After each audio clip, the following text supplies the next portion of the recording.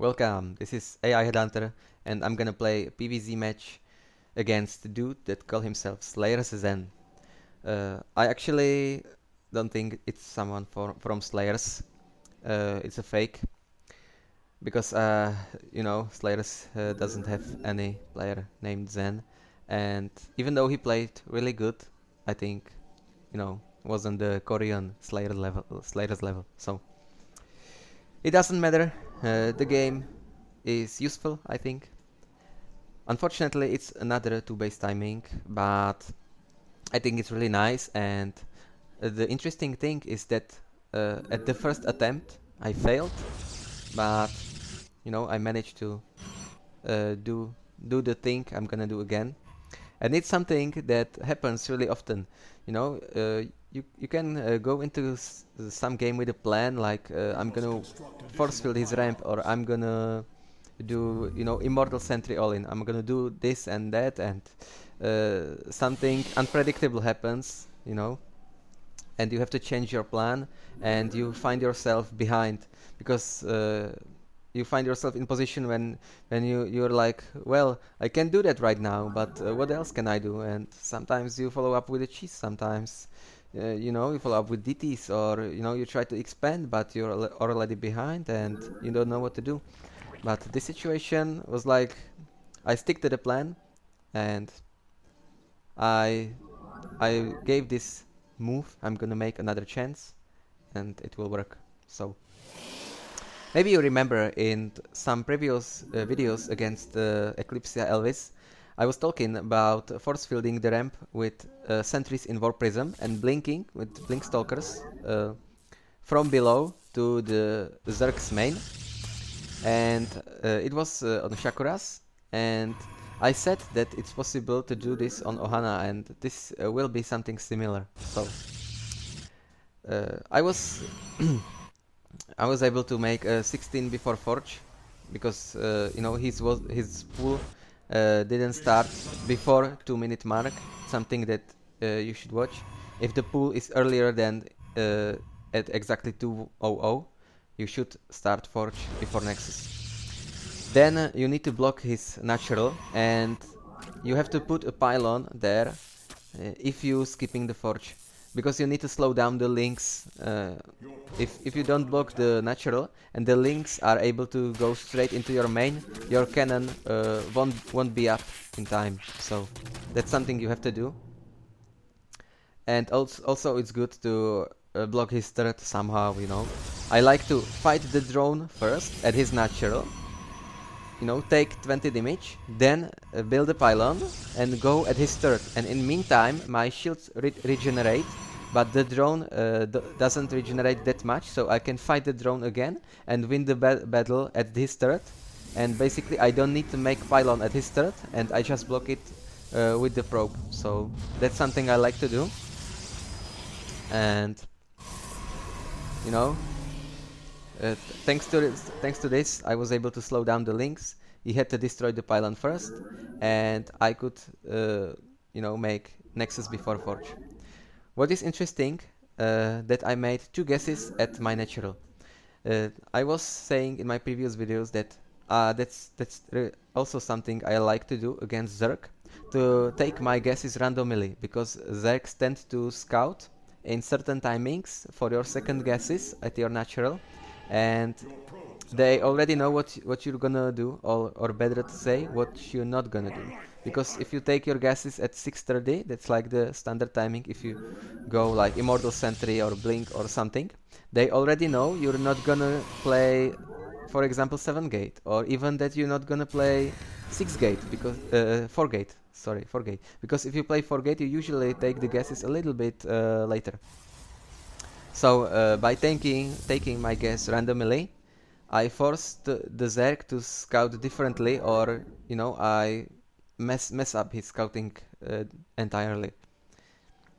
Of course, not every Zerg makes those kind of conclusions, based on second guesses, but I think it's something that smart Zergs should do, because it makes sense, just, So what I'm doing is 4-gate, but with some follow-up, you know. I'm already building my Twilight Council, so the 4 gate won't be really committed. It will be like one round of +1 zealots, you know, to force some roaches or, you know, many links, stop him from droning, and that's very painful supply block. That's really something that shouldn't happen to you, you know. You should really watch out for this kind of supply blocks, because it will mess up the whole build. It's really important to not have supply blocks at this time of the game. So, few chrono boosts. I think only one chrono boost maybe at the warp gate. Because if you start with the Nexus, you can build Cybercore really early, so you don't need to chrono boost your warp gate, even though you're making a warp gate pressure. So, warping of Zealots, I think it could be a little bit earlier, like even 15 seconds earlier. It's very much doable. This is kind of late, but we will see if it serves the purpose. There's no army at his turret, so it's already successful. Already we can say, yes, this was a success for a push. Only 4 zealot warping, and the queen is dead, links are dead. Production tab says that there are 8 roaches on the way, and yet I'm killing some drones, so we will check the amount of dead drones later.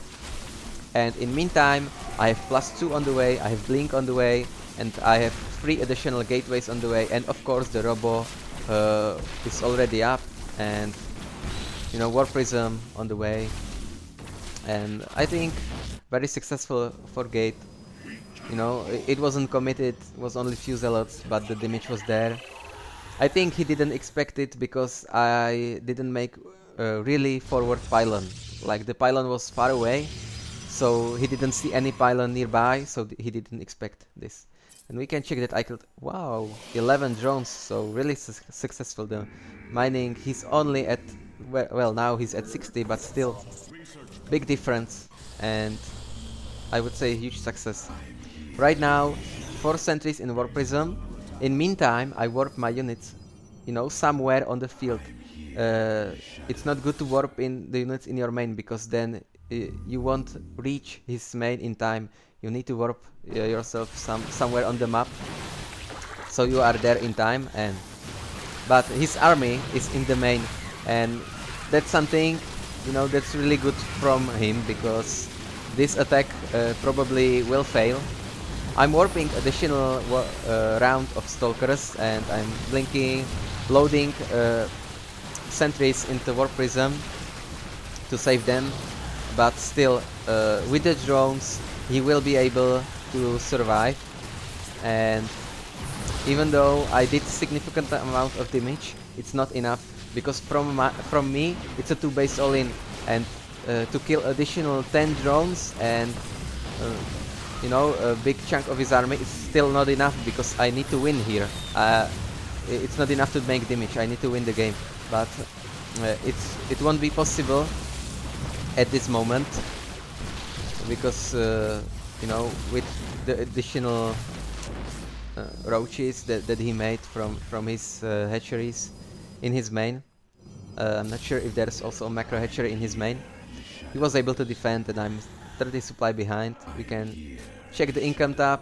Yes, that's good. Another 20 drones, that's really good. But the problem is his army is bigger than mine. So at this time, if I make my third expansion, it would be fine. But I'm not quite sure whether I'm behind or ahead. So I'm continuing with this attack, and you can see I forced his army to go around, you know, to go to the back. And right now I'm making the second attempt to do this right. And it's working, right now it's working, because I was able to force field most of the roaches outside, and I can kill the main. And that's something you want to do at the first attempt, let's say. But I was able to do this at the second, so when you fail the first time, don't give up, you know. Go around, force his army to also go around, and then do the same thing again. Also, the smartest thing the zerg should do is counter-attack.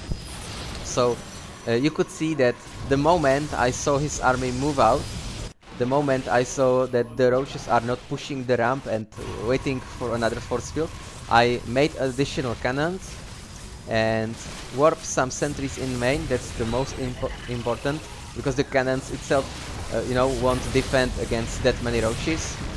You need the force field and chrono boost few immortals. It's really good. The very big mistake I have made in this game was that I didn't save my probes at my natural.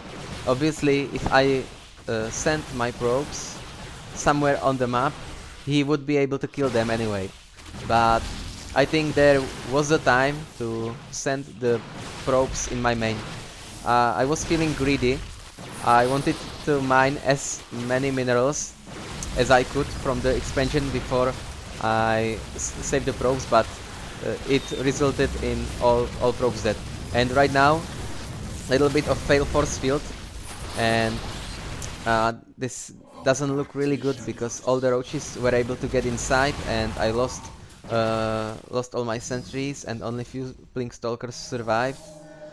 And I'm, you know, 50 supply behind. I have half the supply, and you know, I was feeling so good in this game, and we could see that I was handling this properly. I killed his main, and I force filled my main, and I survived.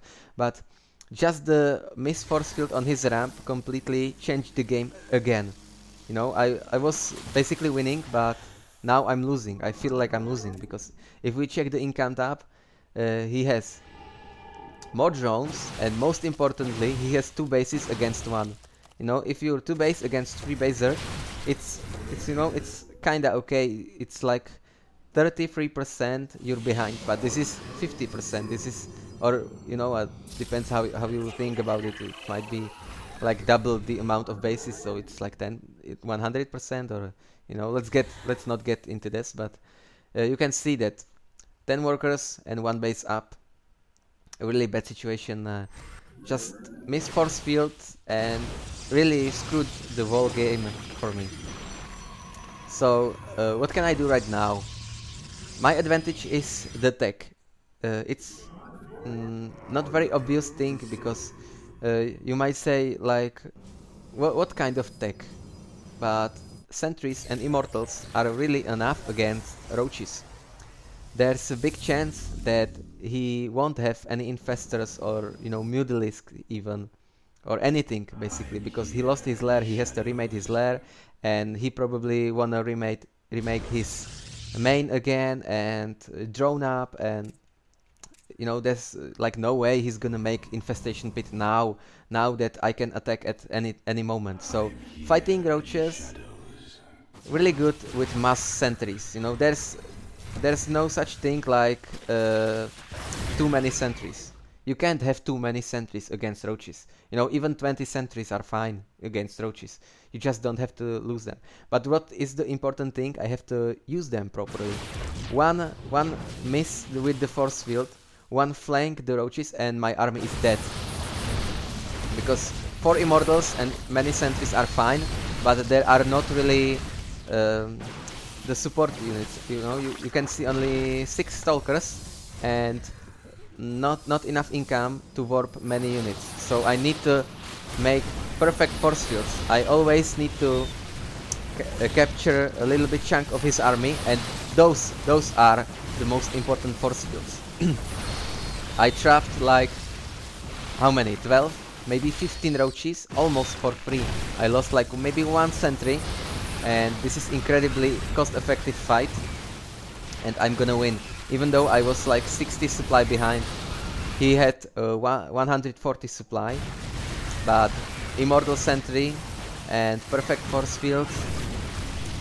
Not any force field mistake like I did before. Like, I cannot afford to make force field mistake again, and when I didn't, I won the game. So as I'm watching this replay, it's not as surprising as it felt in the game. Because in the game I felt like, wow, he has so many roaches, and even with the force fields I won't be able to kill him. But I was and the force fields are really important. You have to keep your observer in the front. You know, when I was there, I needed to have the observer here because I really need to see the army coming from the sides. You know, if you take your observer in the same group as your army, your observer would be hanging around, you know, he will be flying over the immortals and such things, and I think it's very big chance for the zerg to flank you, because when you have vision like here, and it stops the vision here, you won't be able to react fast enough to put the force fields, you know, before he flanks you. And the sentries die really fast, especially when there's no enough stalkers and or zealots to stand in front of the sentries. So always have the observer on special key on the separate group and move it like, you know, a few centimeters forward. Always, you know, check the army and just put a good force field. What's left to say? You have to trap units and or force field one way entirely. You must not fight his entire army, and you know the drill. So that's it, and thanks for watching.